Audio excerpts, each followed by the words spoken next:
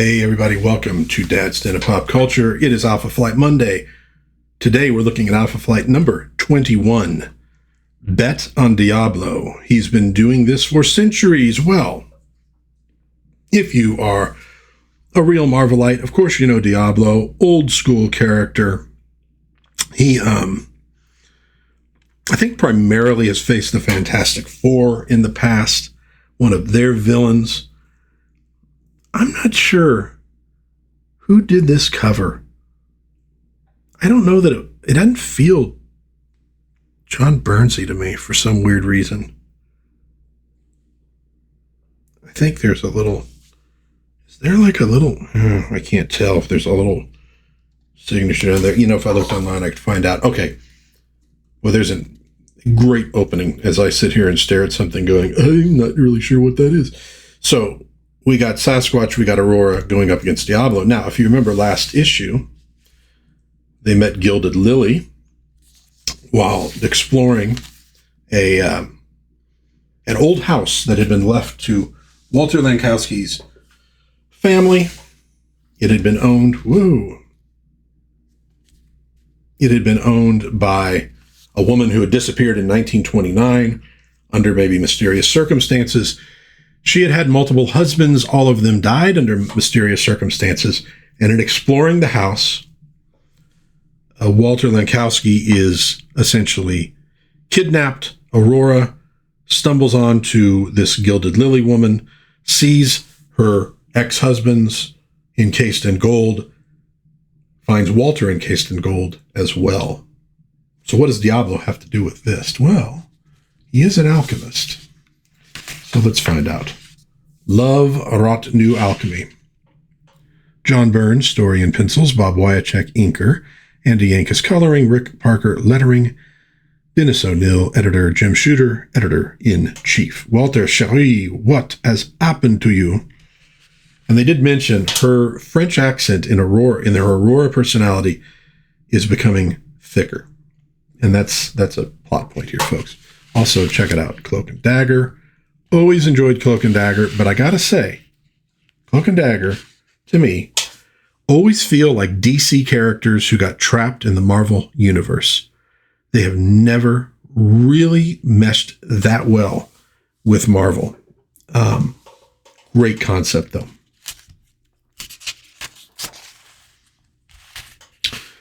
So here's Aurora, Gilded Lily, and Walter Lankowski. Do not distress yourself, child. Your handsome friend is quite unharmed. In fact, he is absolutely safe, preserved forever, in a cocoon of gold. You so-called Gilded Lily, who are you? What are you doing here? Walter told me this house has been deserted for almost 100 years. So, yeah, apparently she is getting a thicker French accent, which means I'm going to now try to have to do a thicker French accent. Get a little more light on there. So now we're going to get the story of Gilded Lily. And basically, 100 years, yes. I suppose it could be that long. And I don't mind telling you my story. It is quite fascinating, and no one has ever heard it before. It began in 1875. Her first husband and I were motoring through the Transylvanian Alps. Without warning, disaster struck. Lionel was killed instantly, poor dear, but somehow I survived. Battered and broken, but alive, barely.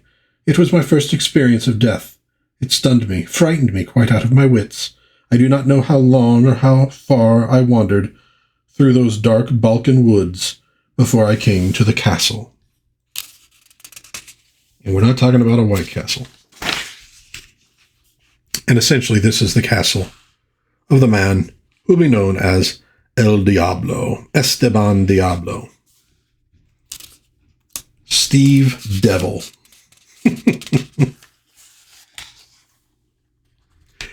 You can call me Steve. And so she begins this relationship with this man in this earlier time and discovers that he is 1,000 years old. And you notice how they're covering her face constantly. Yeah, I like this. It has that look of more like an old Hammer film to me than like a Universal film. I like the look. that would be cool if you were doing this in a cartoon or live action, if you could kind of harken back to the hammer. And so here he reveals his costume, and she goes, "Oh my God, are you kidding? You actually wear that?" No. But I have frightened you again, and there is no need for fear. Diablo does not mean you any harm. Quite the contrary. I have grown fond of you in the weeks you have been in my care, more than fond. Diablo has known many women in 1,000 years, but their fleeting mortality has always denied me a lasting relationship. And this has never troubled me over much, for Diablo has never loved until now. And so basically, Diablo decides, I'm going to teach you all of my secrets so you can survive, as long as I do, and given how well supervillain marriages go, could be a bad idea. Until one day, angry villagers catch up with Diablo, and that's sort of the end of Diablo. And so they almost catch her. She kills a man. She escapes. Eventually, I made my way back to England, where I used the fortune left to me by my first husband to create my own alchemical workshop. My beloved Diablo had taught me all but the secret of his longevity. I knew I would have to uncover it for myself if I was to have my revenge. For 10 long years I worked, testing and abandoning 1,000 potions, till one day I discovered the greatest secret for which all true alchemists search: transmutation.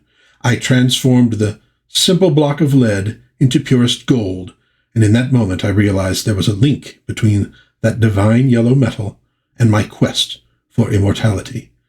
I had the key to my revenge. It remained only to fit it to the proper doors. Within the year, I was back in Transylvania, ready to begin. I found out who had been involved in the betrayal of Diablo, and one day I arranged for myself to be introduced to the first of them. And so she begins her revenge on all of these men who were involved, in killing Diablo. And she turns them all into these, well, not really gold statues, but she encases them.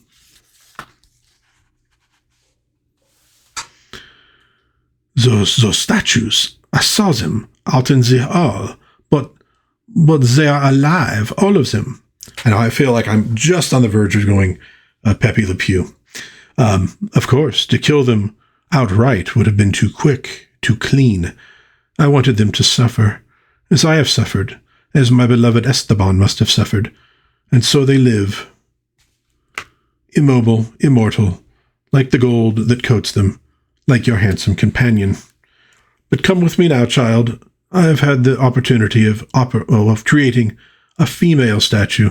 Oh, I have never had the opportunity to create, female statue. And hey, Aurora, perfect for gold. I mean, not that I'm on, the side of the bad, people here, but got to admit. And so she takes her away, and Walter's still conscious. And so Walter decides he needs to do something about it. And now he's remembering what had happened, finding the place, getting taken by the woman. And so he turns into Sasquatch. This essentially rips him out of the gold that had been coating him. And now he's ready to rock. Meanwhile, Snowbird is flying over Canada. Suddenly has this tremendous pain, causes her to crash. The world spins around me. What could have affected me thus? I am a child of the gods, and only they could strike at my very being like this. But why? Ooh, we're not going to find out right now, are we? And so now we have Aurora sort of being held, by her swimsuit straps. Impressive swimsuit that they can hold her body weight, which I'm sure her body weight's probably not that high, but still.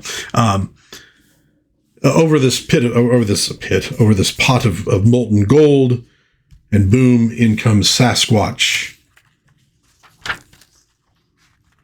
to the rescue, and he's tearing up this lab, ripping everything apart as a gamma-powered superhero is prone to do, and Gilded Lily is impressed and would like to actually use him maybe in her studies, but I don't think she's going to get the chance.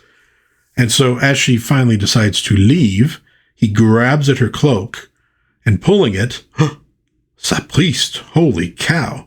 Fool, fool, fool, what have you done? It's like a robot body underneath. That's actually pretty cool. See if I can get a closer view for everybody of that. Hopefully the focus will hold nicely. So there we go. But wait, it gets worse. You're not human. You're some kind of robot. Come here, you. And so he takes off her face mask and discovers there was a human being underneath there.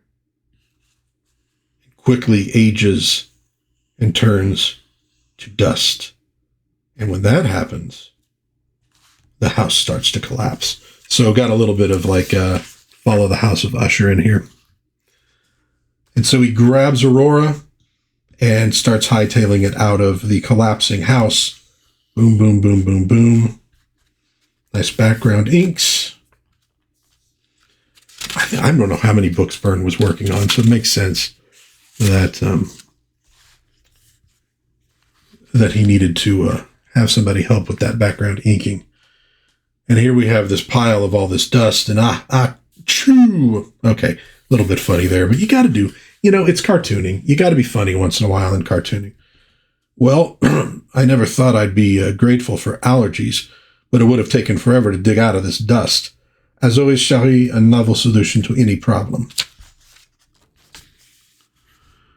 Well, chérie, nothing. No trace of the lab, the statues, the furnishings. Not a blessed thing. It's as if somebody scooped out the insides of the house and ground them to powder, which I guess is a fair enough description of what actually happened. How about you? How are you feeling, babe? I am well. Why do you ask? Gilded Lily did not have the chance to do anything to me. No? I felt sure she must have done something. I mean, you can fly. You can generate a blinding light. She would have to have found some way to counter those abilities to truss you up that way, wouldn't she? Walter, it's late and I'm cold. Let's go. Home, please. Let's go home, please. Sorry about that. Something did happen while I was unconscious. Something got into Aurora's head, but what? She's a split personality, constantly fighting to keep her other self from gaining control. But this doesn't seem like Jean-Marie taking over. This is something else, something I've never seen before, almost as if a third personality is starting to emerge. Next issue, things go from bad to worse for Aurora, and Heather Hudson finds herself facing a soul-shattering mystery, all in Rub Out. Guest starring North Star. Be here. So now it's guest starring North Star, because he is officially not part of Alpha Flight. Okay, so a novel way to introduce new headquarters for Alpha Flight, and also to sort of, she had these subterranean basements that are now suddenly gone, which means the super team can sort of build their own thing in this shell of a house for their headquarters, which is really perfect for a superhero team. Okay, maybe a little bit contrived, but I like it. It's contrived in a great way. It's a fun sort of story, a mystery. We get to see this little background of Diablo, knowing that he had this woman that he loved who becomes Gilded Lily, who is now apparently gone. But is she really gone? We'll find out in the future. So, cool story. I like it. Of course, the art's beautiful. What did you think? What do you think of this one? Again, we're sort of in a lull between major storylines. We're doing a little world building. We're doing a little character and team building right now. That's going to continue in the next issue. We're going to find out a little bit about North Star and his history, a little more than we already know. And it's going to be cool. Or is it going to be cool? Maybe it's going to be shocking. So, leave some comments. If you enjoyed the video, please like, subscribe, maybe share with a friend. That would be really cool. And until next time, what do we got back here? Oh, Star Comics. I think this is maybe the year Star Comics first appeared. I believe it was. So So until next time, God bless everybody. Please be kind to one another. Have a little bit of fun out there. And I will see you again, hopefully soon, in Dad's Den of Pop Culture. Bye-bye.